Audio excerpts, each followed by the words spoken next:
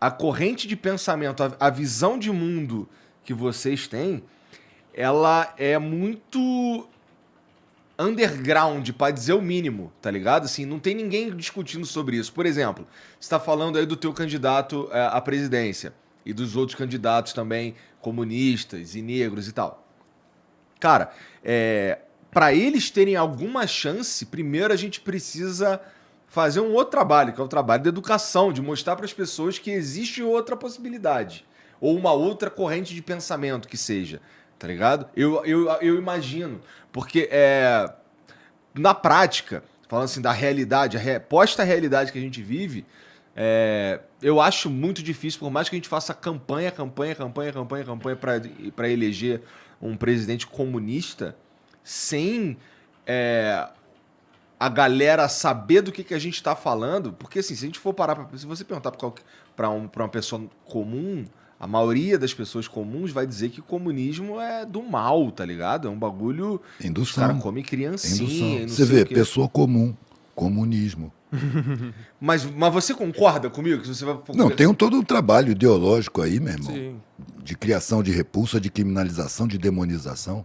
Agora eu quero frisar aqui, mano, que meu pensamento não tem corrente nenhuma. Tá. Sacou? Corrente é uma coisa que aprisiona. Não gosto dessa expressão corrente de É verdade, pensamento. tu me falou da Meu outra vez. pensamento é mutante. Sacou? Não está preso a nenhuma corrente. Gostei. Mas assim, então não é uma corrente. Mas eu entendi. Eu nunca gostei disso nas esquerdas. Corrente de pensamento disso, corrente de pensamento. Tá todo mundo prisioneiro de corrente, mano. Tá todo mundo preso na corrente. Que isso, velho? Cria vergonha na cara. Quebra as correntes.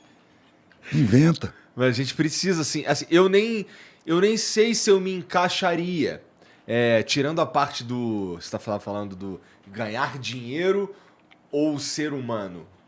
Modéstia à parte. Ganhar assim, dinheiro eu ganho, mano. E sou ser humano. não Tenho que não é ganhar dinheiro, é tipo foco Ganhar no dinheiro. é excesso. Foco no dinheiro, Meu irmão, foco no humano. excesso no mundo de carência é constrangedor, é desumano, é insensível, é indiferente com a grande maioria. Devia ser vergonhoso.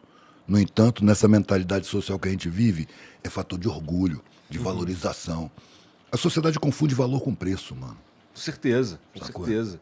E, pô, eu entendo que você tá falando aí sobre excesso e sobre ganhar dinheiro. Porque, assim, todo mundo sabe comer, comprar comida das crianças, etc. Pelo menos nesse sistema que a gente vive, que a gente provavelmente vai viver por um tempo. Todo mundo tinha que ganhar dinheiro. Todo mano. mundo tinha que ganhar Suficiente para comer, para viver, para pagar seu aluguel, seu transporte, seu lazer. Eu Decência, né, velho? Decência. Porra, pior humanidade. que eu concordo, cara. Eu gosto de uma ideia de renda mínima, essas paradas assim. Eu gosto dessas ideias, apesar de imaginar que elas também são cunhadas para Renda manter as mínima é pessoas curativo. presas. Renda mínima é curativo, meu irmão. Curativo. Você tem que investir na população de verdade, que você não tem que ter não vai precisar de renda mínima. Cada um vai ganhar seu dinheiro porque vai estar preparado para isso. Sim. Só que não se investe na preparação. Porque, então, Se chama educação de custo, mano. Que custo? É investimento. Um país digno tem que ter um povo educado, instruído, informado, alimentado. Mas para os saqueadores, para os colonizadores, não pode. E a elite aqui é cúmplice dos saqueadores. Tem desprezo pelo povo e adoração. E Se o você que a for gente ver- faz, cara? A gente tá fudido, né? O que a gente faz? Enxerga, A gente ocupa em primeiro os lugar. espaços e fala, não é? Mano, se as pessoas não estão enxergando, primeiro é preciso enxergar. Sim. Enxergar e depois deixa, Valo, que as pessoas enxergando vai surgir soluções. E não é uma solução, vão surgir várias. É dar condição para as pessoas. Eu não posso trazer solução, para o coletivo, mano. Que pretensão é essa? Que arrogância é essa? Um mínimo de humildade para não cair no ridículo. É oferecer condição para que as pessoas resolvam os problemas. Você chegar para apresentar soluções é de uma arrogância ridícula, mano. É de uma arrogância europeia. Vamos dizer Quando a assim. gente fala sobre qualquer problema socioeconômico no Brasil, falta de moradia, falta de trabalho, trabalho precário, baixo salário, baixa renda, escolaridade, analfabetismo, todos, quem é a grande maioria da população que está enfrentando esses problemas? É a população negra. Então a gente tem que olhar para a história do Brasil e entender como que a gente chegou nisso. Porque a gente vive num país em que Milhões de imigrantes pobres entraram aqui no final do século XIX, começo do século XX, vindo da Itália, vindo da Alemanha, vindo da Espanha, etc. E hoje ascenderam para a classe média, vindo do Japão, e hoje ascenderam para a classe média. Enquanto que tem uma população negra que está aqui há 500 anos e não saiu da pobreza extrema. O que acontece, tá ligado? Como que essa população que chegou aqui mais recentemente, rapidamente ascendeu para a classe média, a maioria deles, e a população que estava aqui há tanto tempo não saiu da pobreza extrema? Porque é o Estado burguês em que a gente vive, como ele é organizado, ele agiu intencionalmente, aquilo que nós estávamos falando antes, sobre a intenção de que isso acontecesse. Então, quando a escravidão foi formalmente abolida, né, não foi feita nenhuma política de reparação para aquela população que tinha sido escravizada, né? Então, o Brasil começa a se industrializar e, em vez de contratar essa força de trabalho negra, liberta, para industrializar o país, não, eles vão trazer imigrantes da Europa, da Ásia, para industrializar o país. E aquela população negra vai ser jogada para as margens, vai ser tacado um foda-se, né? Depois pesquisem aí sobre o discurso de João Batista de Lacerda no Congresso Universal das Raças em Londres, que em 1911 ele falava, foi lá representando o Estado brasileiro falando, em até 100 anos a população negra vai ter sido extinta do Brasil. Era a intenção do Estado brasileiro, isso foi uma política intencional de exterminar a população negra, e não de inclusão na sociedade, né? Então, ao mesmo tempo que o Estado tacou foda-se para a população negra, não fez nenhuma política de reparação, sendo que a principal delas teria que ter sido a reforma agrária, eles bancaram a vinda, né, de vários imigrantes brancos para cá, da Europa, para, né, colonizar e industrializar o país. Deram terras, deram tudo quanto é coisa. E quando a gente falou aqui sobre você falou da questão da renda básica, que é um band-aid, né, no momento seria uma coisa útil, sem sombra de dúvidas, mas ainda assim é um band-aid. E aí o Eduardo falou que o ideal seria que não fosse necessário, eu concordo totalmente, assim como eu concordo que as cotas são um band-aid, que não deveria ser necessário, mas no momento eu acredito que grande parte da solução dos nossos problemas gira em torno da reforma agrária, mano. Porque nada mais é do que a gente dividir esses imensos latifúndios que estão aí desde o período colonial, terras imensas na mão de meia dúzia de pessoas, enquanto que a imensa maioria não tem um metro quadrado para morar, e aí ou mora de aluguel, e aí sofre despejo, ou mora na rua, ou vai para albergue, ou vai para ocupação, enquanto que tem gente com milhões de metros quadrados sem fazer nada, tá ligado? E aí essa falta de reforma agrária gera a falta de moradia, gera a falta de trabalho, gera a falta de alimento, inclusive, e vários outros problemas, né? Então eu acho que, mano, a grande pauta para começar, de fato, a combater a desigualdade no Brasil é pautar isso. E vale lembrar que os 2 golpes militares que aconteceram no Brasil, em 1964 e em 1989, foi justamente para impedir que acontecesse uma reforma agrária. A República ela surge a partir de um golpe militar, em 1889, um ano depois da abolição da escravidão, porque começava a circular ideias de se fazer algum tipo de reforma agrária e já meteu um golpe ali para impedir que isso acontecesse. 1964 é a mesma coisa. João Goulart falava sobre reforma agrária, tiraram o cara e deu no que deu essa ditadura aí de 20 e tantos anos, né? Então a gente vê que o que mais assusta essa elite brasileira é pautar isso, né? É pautar mexer na propriedade deles. Só ficar fazendo algumas medidas paliativas não vai ter o efeito de verdade, tá ligado? Por exemplo, quando a gente fala de ser o Bolsa Família um programa de redistribuição de renda, não é. É uma transferência de renda ali do Estado para a população, mas não é uma redistribuição, né? Como se você estivesse pegando de quem tem muito e redistribuindo para quem tem pouco. Não está mexendo em nada de quem tem muito. Eles continuaram tendo muito e cada vez mais, inclusive.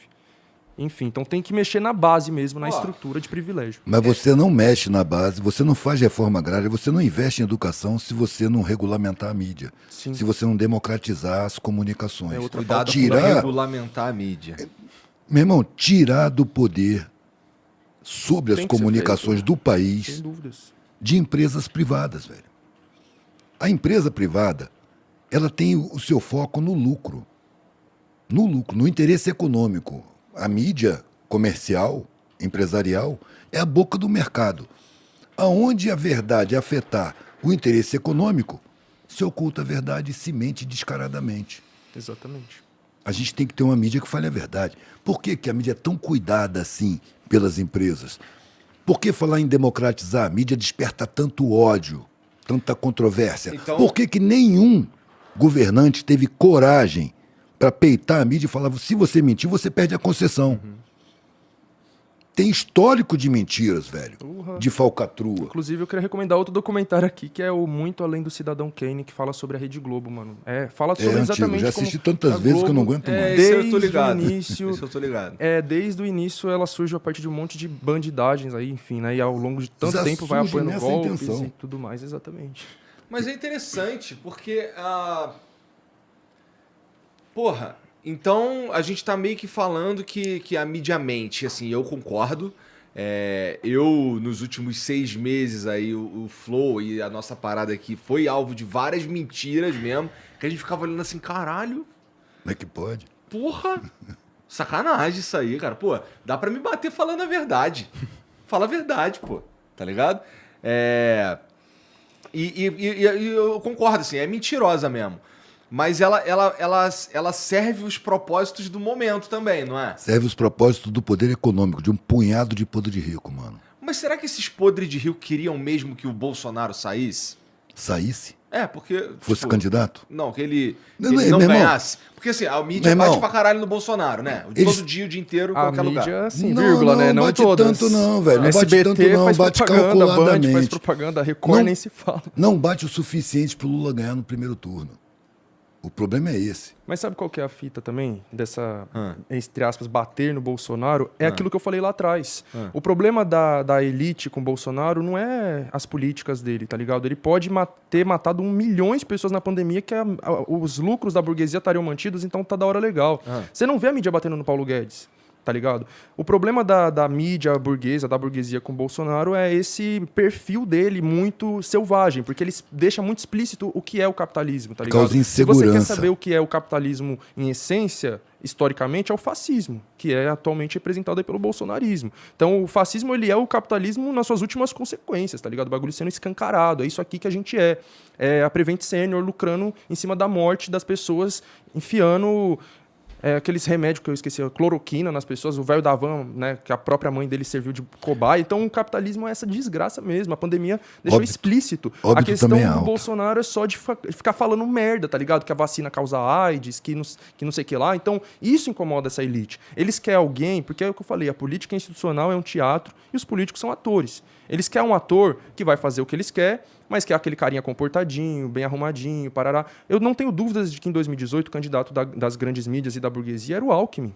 Porque ele era o candidato do PSDB, era o candidato que representava essa selvageria neoliberal numa aparência bonitinha, né? De alguém que fala muito bem, etc e tal. Então o pessoal fica, o Alckmin, picolé chuchu. Por quê? Porque ele é um cara meio sem sal na forma de se expressar. Mas picolé chuchu é o caralho, parceiro, é um assassino. Ele, em 2018, estava prometendo que ia privatizar tudo que fosse possível, inclusive a Petrobras, se ele fosse eleito. Estava falando que ele ia armar os latifundiários para matar os indígenas, os, enfim, invasores que eles chamam, o pessoal das movimento social, enfim, né? Então, sempre os governos do PSDB, enfim, e outros da mesma laia, Partido Novo, tiveram apoio dessas grandes mídias, tá ligado? E então, para ver, não é, o problema delas não é a política, muito menos a política econômica, como eu falei, eles não batem no Paulo Guedes, por exemplo. O único problema é ser muito selvagem e muito explícito, né, nessa forma de se comportar. Porque de resto, mano, é sempre bom lembrar que a Globo apoiou o golpe militar de 64 e toda a ditadura foi apoiada pela Rede Globo. Sim, com certeza.